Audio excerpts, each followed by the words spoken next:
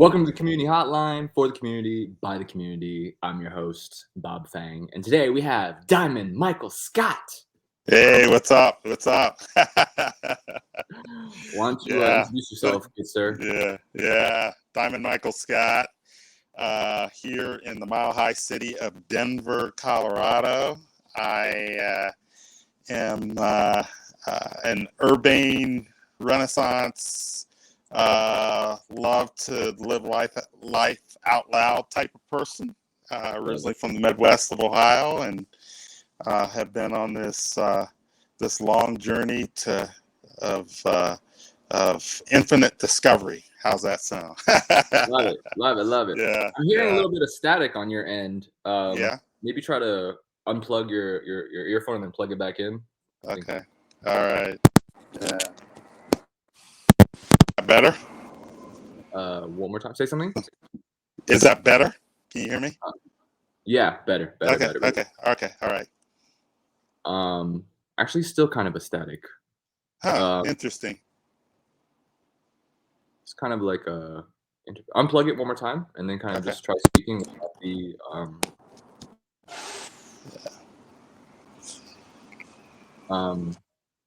say your name one more time. Just sound check. Diamond Michael Scott. Okay. Yeah, I think this might be better. Okay. It's a little bit better. Yeah. So, don't worry, I can cut that out. Okay. Let's jump into the first question then. What are 3 defining moments in your life, and how did they impact you? 3 defining moments. I'd have to say number 1 is the birth of my daughter, who's now 20. What an experience that was. Seeing her come out of the womb. In fact, Bob, I thought she had all of this hair when she was born, and so I thought something had gone wrong with the delivery. It looked like a mop was coming out of my wife at the time. So, yeah, she's an amazing person. A little like you, very creative. She went to a high school here in Denver that was focused on the arts, and she has a background in cinematography and videography. So that was a major experience. And another major experience for me was my when I graduated from college way back in 1986. My father, who was a university administrator, actually, and I'm gonna move here. Hold on. Okay. Of course, I try to get some peace and quiet. But my father, who's a university administrator, actually gave me my diploma. So with his signature on it, he was secretary of the board of trustees. So I might be among very few students, if anything, any student that received the diploma, one from his dad, and secondly with his dad's signature on it from the Ohio State University. Nice. OSU. OSU. And then, I don't know, another defining moment would probably be my visit to the Grand Canyon years ago. I don't know what it was about that experience, but I was captured for life around the majestic beauty and the just the overall ambiance of that, seeing that wonder. Okay, I love it. Yeah. I love it. The birth of your daughter, graduating with your dad's signature, Yeah. and going to the Grand Canyon. I love Yeah. that. Yeah. Give me 2 seconds. I'm gonna reset the room 1 second, just see if I can get the sound. 1 second, bear with me.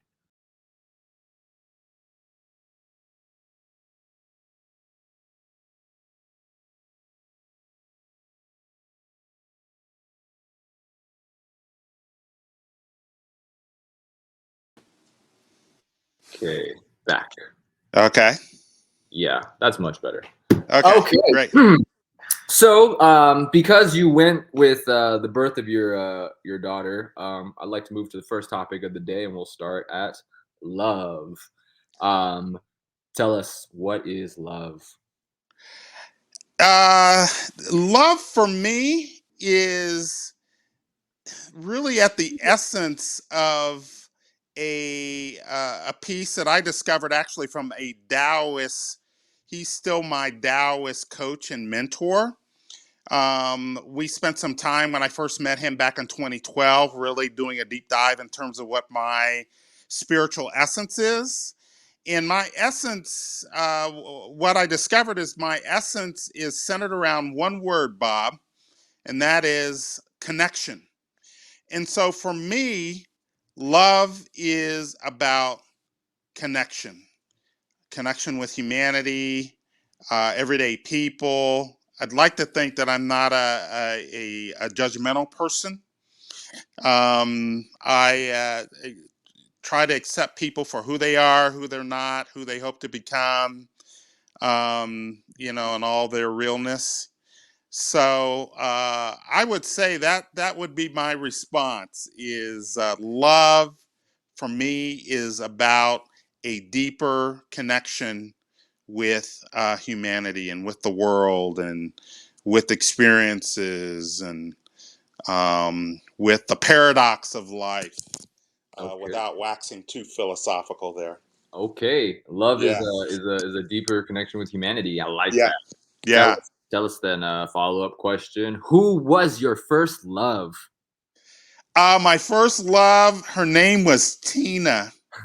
And oh my gosh, this was in grade school. Grade school. I must have been in maybe fourth or fifth grade, and I thought I had some conception of what love was, but you're a little fuzzy at that age, and so Bob, I remember one day she told me that if you love me, you'll do something for me. And I said, well, what's that? And she handed me a stapler.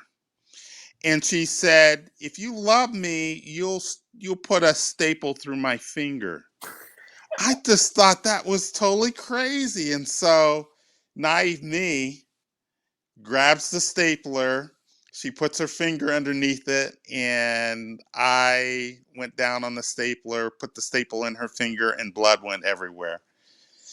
And she screamed out loud, "Oh my God, I'm bleeding." And I'm like, "Oh my goodness, why the heck did I even do that?" So let's just say my first experience with love was a little weird. What did you what happened after? What did you learn from that experience? What's the lesson? Um, What's the lesson for the kids? that I was, I needed to really do a better job at just, first of all, not trusting all of what people say.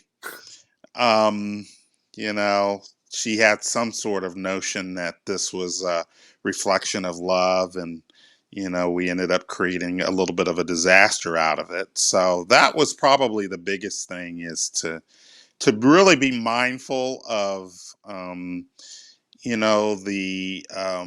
the exchanges that we have with people, and what it means and what it doesn't mean, and just to be really fully present with the choices that we make. Um, so that whole piece kind of evolved over the years with relationships that I was in and out of, and just kind of finding my way to the person that I am now. Love it. Love it. So back to your daughter. How old were you when you had your daughter? Oh my goodness, I was in my 40s, Okay. early 40s. Yeah. And Yeah. what what top three biggest life changes from having a daughter? One, I got very comfortable with the fact that life was very unpredictable with a kid. I was teaching at a local community college, and I can't tell you the number of times, Bob, that I ended up in class with formula all over my suit. So, yeah, so I just learned to kind of roll with it. I learned the gift of compassion. I learned the gift of working through very trying situations where a kid is like crying and really wants your attention and wants you to try to solve their problem, and you don't know what the problem is and they don't know why they're crying. So I learned all of that. Just the unpredictability of having a kid is a real growth experience if you allow it. Okay. Mhm. Any one piece of advice for kids who might be pregnant in high school, new fathers?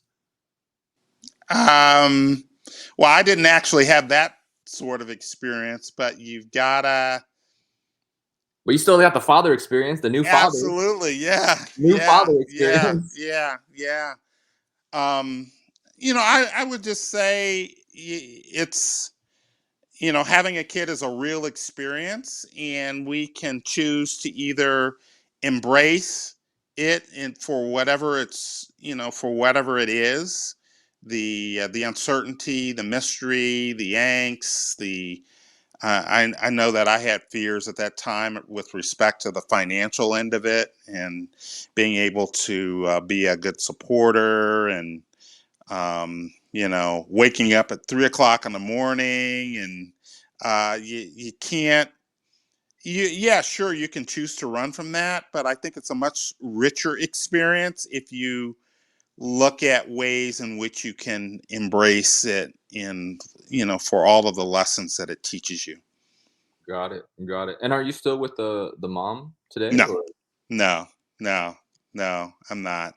Which was, yeah, that whole thing was an interesting journey in, partnership and parenthood. And, you so often hear as the kid gets older, and particularly when they go off to college, two parents, if they've not really done the deeper dive foundational work with respect to the relationship, that they end up looking at each other saying to themselves, who is this other person? mm, So yeah, it any was a very painful period. any um, any any personal stories on a painful moment and how you got over it? um you come to that reality that it's just not working. And I recall that conversation, which was let's end this conversation, which was really tough, largely because we'd always been very transparent with my daughter, and we decided that she would be a part of that conversation. Mm, And I remember the blood gurgling cry that she had when it ended, as we were telling her this, was something that no parent wants to really go through. So we had that conversation, and then my life kind of took some crazy twists and turns from there, in terms of not having the financial resources to really um, you know, solidly ground myself, and sleeping on people's couches, and just trying to really figure out how I was going to get myself back to kind of a settled place I see. amid that disruption. How old was your daughter when you told her? She was, gosh, maybe 8 or 9. And I remember what she said. She goes, I thought you two loved each other. I thought, oh my gosh, it just breaks my heart for you to say that. Um, yeah, it was just a very difficult moment. But now looking back, it's made me into the person that I am. I was able to go back and accept myself for who I am, who I'm not, and most importantly, who I hope to really become over time. Okay. So that that really led me into a journey of just really honoring myself, and um, irrespective of what people thought. Okay. To this day, by the way, Bob, I so we were a one car family, and when the divorce happened, I told my ex to keep the car, and about 24 hours later, I thought, oh crap, how does one navigate through life without a car? And the good news is, since that year, what, 2013, 2014, I've been car free and haven't missed a car at all. I have over 1,200 Lyft passenger rides, and Love that. I walk great distances. And so, any event, I'm rambling on here, but What's your relationship with your daughter like now?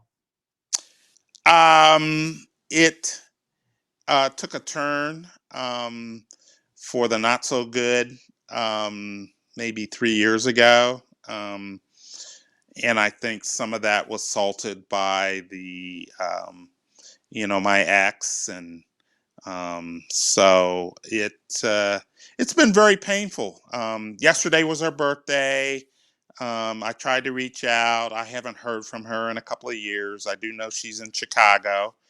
Interestingly enough, I found out where she was from a teacher of hers who I see at a local coffee house, that says that my daughter was her all-time favorite student.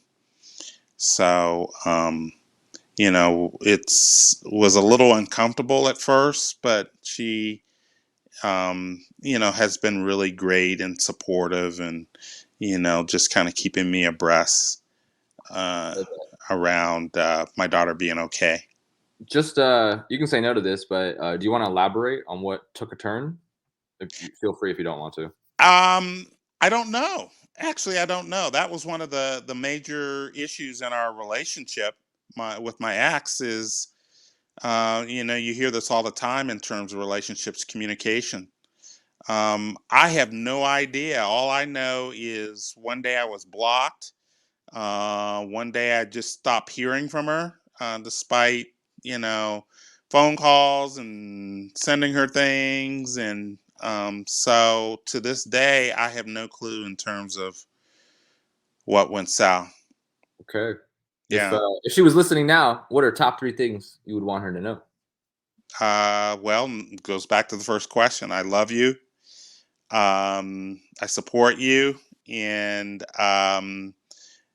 be you.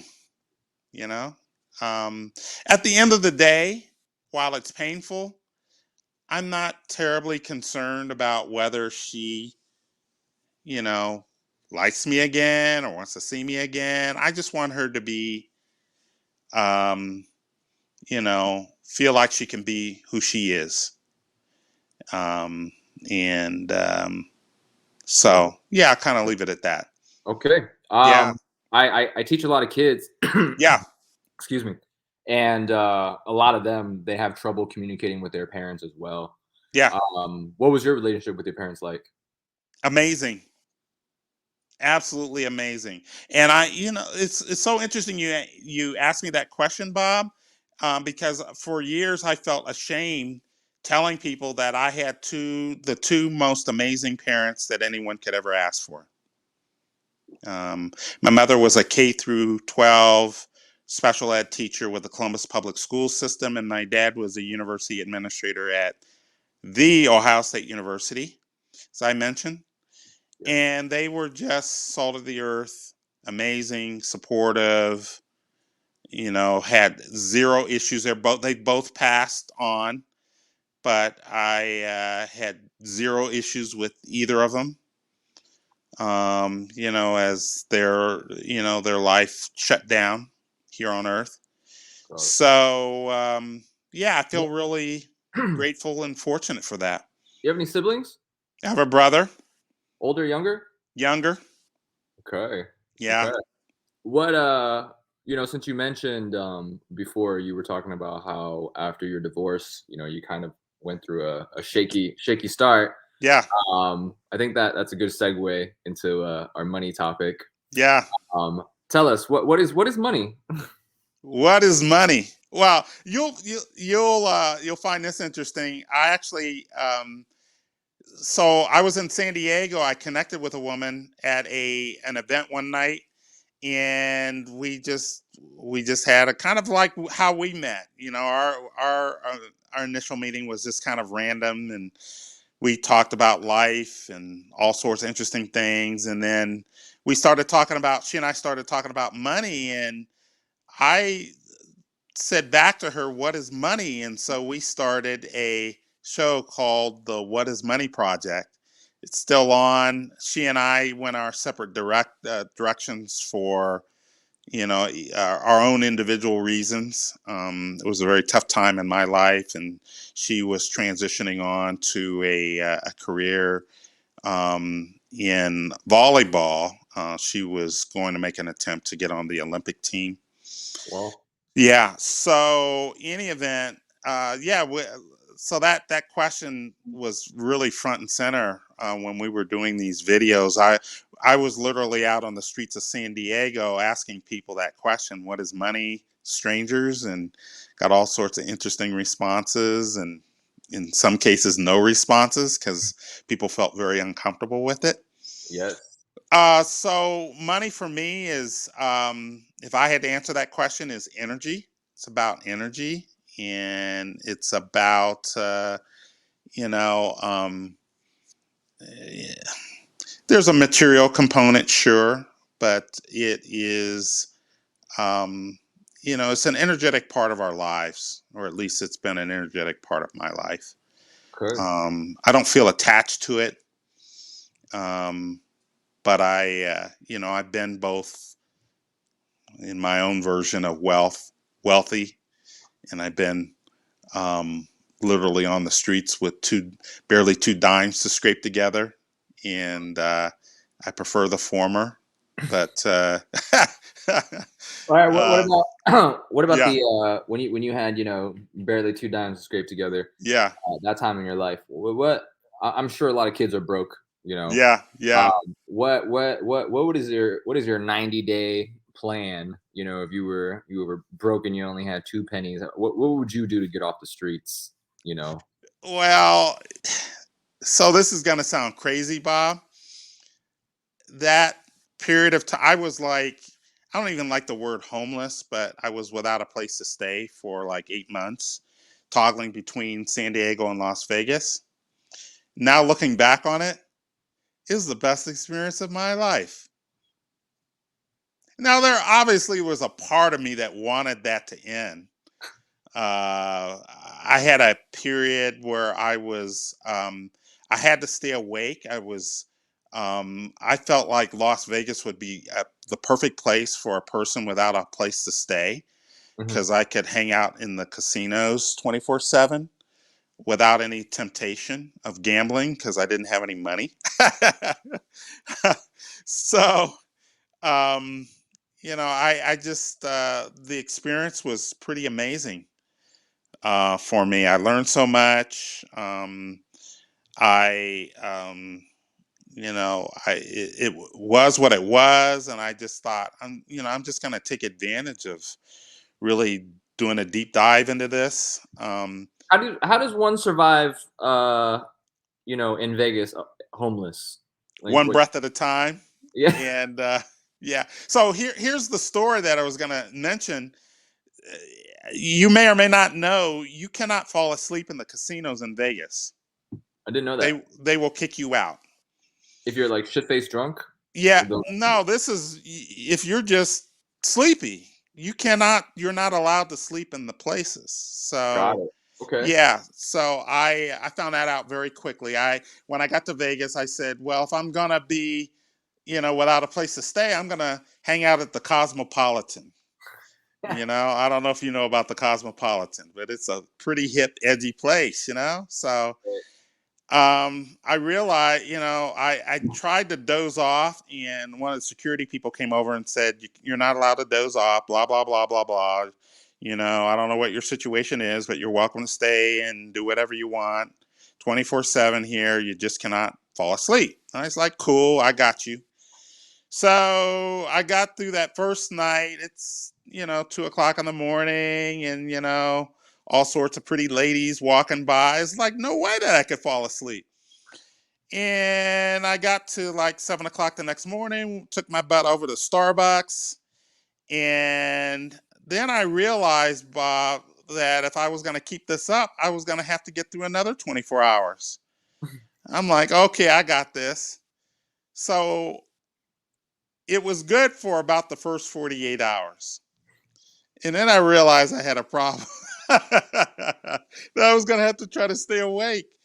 And I got through maybe 4 or 5 days, and then I was up by the some of anybody that's ever been to the Cosmopolitan will know about the Chandelier Bar, which is where it's kind of the epicenter of the activity in that place. And I was up there, no money, and I accidentally dozed off. And so they have security cameras all over the place. And I looked up, and all of a sudden, these security people, there's like 8 of them, came and surrounded me and said, we need your ID. You've dozed off, blah, blah, blah. We're going to have to talk to you. And I'm like, oh, crap.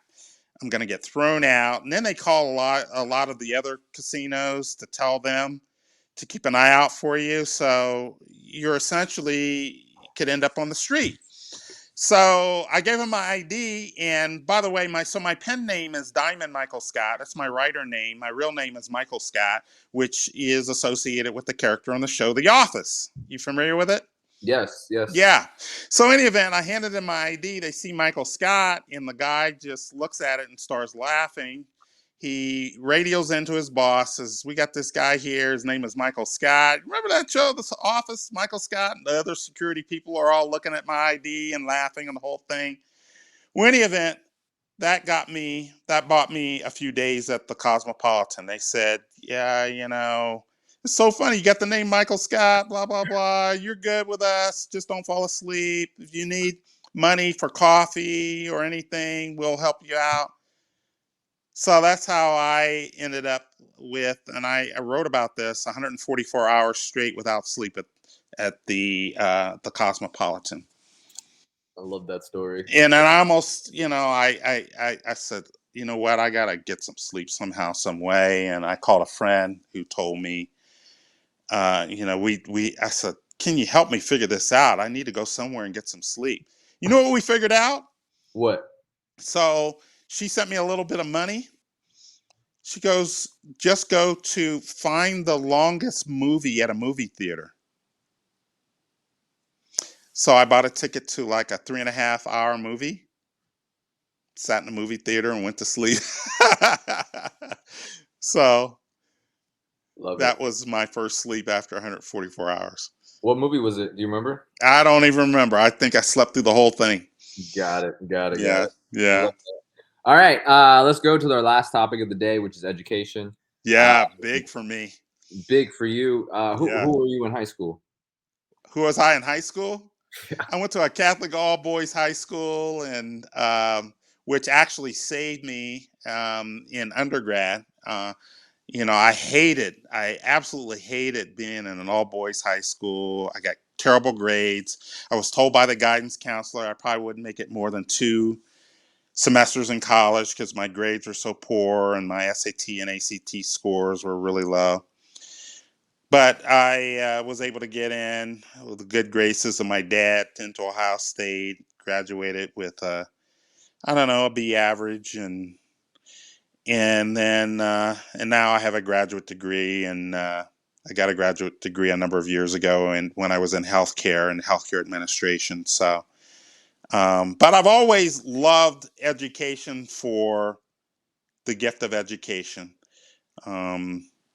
My work right now is with the company. My startup is Great Books, Great Minds, igniting a new world of human expansion, one book at a time. And so books have always been big with me in self-education and growth and expansion. So, yeah, that's education is a an area that's real near and dear to my heart.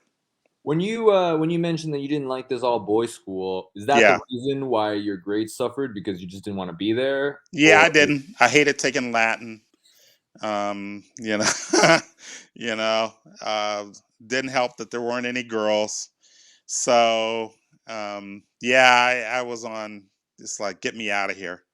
okay, what Yeah, is your why did your dad put you in an all boys Catholic school? it was actually my mom that did that. So, Why did your mom do? yeah. Yeah, sorry, this screen just popped up. Okay, got it out of the way. What did my mom? She just thought. So she taught in the public schools, and she thought that private schools would offer me a much better education. Mm, okay, Yeah, okay. yeah, yeah. Did she Which ever? it did. Which it did. I give her all the credit in the world for that. You know, I would have totally tanked in college if I hadn't had that Catholic school discipline. Got it. Yeah, yeah. Were you Woo, my eyes are watering. I got. I'm not crying through this whole thing. It's just my allergies are acting up. But what were you so gonna say? I was just saying, did you ever go through any challenges in middle school or high school? Uh, yeah. Um, just feeling like I was kind of a misfit and an outsider, and didn't have very many friends, and the schools that I attended in Columbus, Ohio, were predominantly all white. So I really didn't have an opportunity to form a sense of identity with other people of color. Mm. Yeah, all of that was really challenging. How, Um, this was in the 70s in middle yeah, school? yeah, yeah, yeah, yeah. 70s. I started college in 1981. Graduated on the 5-year plan in '86, and then went into healthcare from there. Was it I guess did you experience bullying, like if it was all white kids in your school or they Not just didn't really like you? bullying, but I had to be. I kind of laugh at this now. I had to be white or try pretend to be white. What does that mean? Uh, Can you tell me a um, story? well, I'm a brother. I like soul music. And all of my friends, I had to hang around with kids that love rock and roll music and AC/DC, and that led to we never got into any real serious trouble, but we were kind of on the precipice of that. Wild parties and driving 80, 85, 90 miles an hour after having a couple of drinks, well before when we really were legally allowed to. So yeah, I mean, it was not the experience of what a lot of kids and maybe urban inner city neighborhoods had, but yeah, I definitely had my a strong dose of feeling like I was a misfit and an outsider, and didn't relate and connect, and was really naive. What Yeah. what would you say are some you know, I guess can you give me a personal story about how you were naive back in middle school or high school? Well, this is really embarrassing, Bob.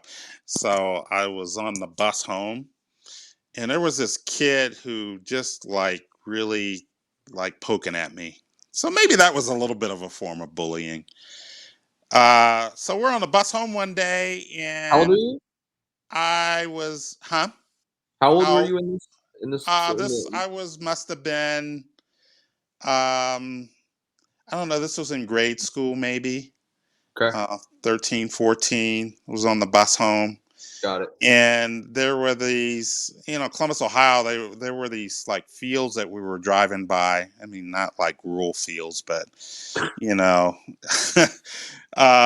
any event, there were these. I don't even know what the plants were, and so I always had this memory of these particular plants, and so this kid asked me. I don't know if this is too out of off kilter for your show, but this kid asked me, he's like, "Hey, Michael, so what's pussy?" And I said, "Oh, that's those plants, pussy willows, along the side of the road." Oh my God, the whole bus just erupted in laughter. They were all on the floor. I'm like thinking to myself, how in the world did I not know the correct answer to this?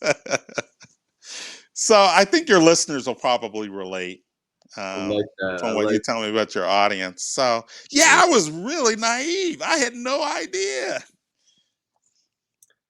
That's So embarrassing. I love that. I love that. No, that I don't think that's embarrassing. I feel like you're a kid. Why? Who would Yeah, expect you to know those things? Like you're yeah. supposed to not know anything as a kid. Well, yes, certainly. I tell you one other thing. So in the neighborhood, I had a basketball court in my backyard growing up, and these kids, everybody from the neighborhood would come by and we'd play basketball. And so a friend of mine one day said, "Hey, Michael, why don't you go up to your dad and do this? Give him the finger." And I said, "Why?" And they said, "Don't worry about it. Just go do it." So I did. And my dad's like, "No, no, no. You don't know. What is that? Where did you learn that?" Uh, oh my God. I'm 15 years old. I love that. I love that. Did It's you bad. what would what type of punishment did you get growing up? Did your parents ever hit you, or was it They all did, but not, it wasn't anything severe. We always try, my brother and I always tried to stay on the good side of the law. Although my brother, you asked me about my brother, I could just strangle him. Even to this day, my dad wanted to give me a whooping, and he told my brother to go out to get a switch from the woods, you know. And so my brother, in his with his analytical self, goes out and tries to find the perfect switch.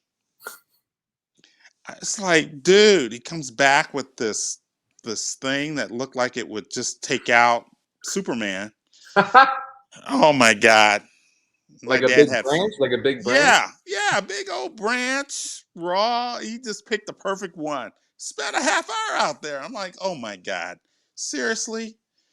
So my dad hit me with that thing. It's like, oh, I can't believe you.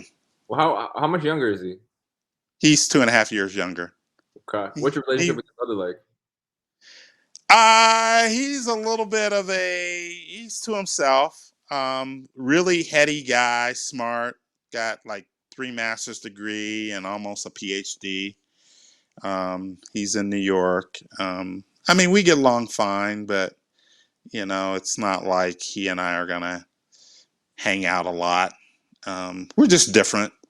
Got it. Got it. Got it. Yeah, yeah, What in school, um you told me that your parents have passed. yeah, I know a lot of kids who come from single family households who yeah. lose their parents during high school and college. What are some, like, I guess, advice on how to deal with that? Does it ever go away? Does the pain ever go away? So Like, what did they do to their? What did their parents do? they died. Their parents died. Oh yeah, yeah, yeah. Well, again, I just feel unlike a lot of these kids. I feel really fortunate, um, that I had the parents that I had. So, I think my situation's a little bit unique. I know so many people that I talk to have had really bad relationships with their parents. Mm, And so I guess if I had to offer a piece of advice is, the parents are just trying to do the best that they can with where they are. We're all products of our environment. And oftentimes, how parents treat you is how they may have been treated as a kid. mm. I was So, actually asking more. Sorry, I was actually asking more specifically of kids whose parents, like, died on Friday, and then yeah. go to school on Monday. Like, how do they deal with that? Yeah, yeah, yeah, Like, yeah. what did you experience when your parents, like, passed? Was it like I didn't deal with my emotions well. I felt like I had to take care of everybody and everything. So, I mean, as an example, my dad was my best friend, and it was like maybe a year before I really outwardly grieved his loss, largely because I wanted to make sure everybody else was okay, you know? So that would be one piece of advice is, just particularly as guys, really need to show up real, if, there's sadness or if you're, you know, pissed off, you've got to find a healthy way to really release those emotions. It doesn't really do you any good over the long term to hold on to that stuff Got it, got it. And it took you a full year before you actually started, like, or grieving? more. Yeah, yeah, What was yeah. that process like once you did start grieving? Is it It was really freeing. You know, there's an old saying: a man cannot really become a man until his dad dies. And for as great as my dad was, there were some things that were, he was really strict and he was very restrictive. And so when he died, I felt like I could be I could fully step into the person that I'd always wanted to be. Mm, Bob, I was actually on the speaking circuit during those years. And one of the regrets is my dad, despite the fact that I had given over 100 presentations in my life, he never heard me speak. And he knew very little about the fact that I spoke, even though I did that for the last, I don't know, 4 or 5 years of his life. He had no idea. I he kept didn't that talk from him. about it? Mm-mm, mm-mm. Why didn't you share Yeah. that with him? Huh? Why didn't you share that with him? Because I thought he would be disapproving. He was really into, you don't go out and try to work on your own, start your own business. You get a I remember when I graduated from college, I had a job offer at hand, and he thought I should look at other options. And he said, "Why don't you apply at Sears Roebuck?" I'm like, "You got to be kidding me! I am not working for Sears Roebuck." It's a good thing. I think they're pretty much done. So yeah, yeah. So I thought he would be embarrassed and ashamed, Mm, and you never and afraid for me. So I never really revealed that. I was always a consultant. mm. How did you, how did your dad pass, if you don't mind me asking? He had retired and he was on a trip in London, England. And I got a call. I was living in the Chicago area at the time. I got a call one day um, it was a nurse, and she said, "Is this Michael, Madison Scott's son?" I said, "Yes, it is." And he said, "Your dad is at our hospital. They found him on the floor of um, his hotel this morning.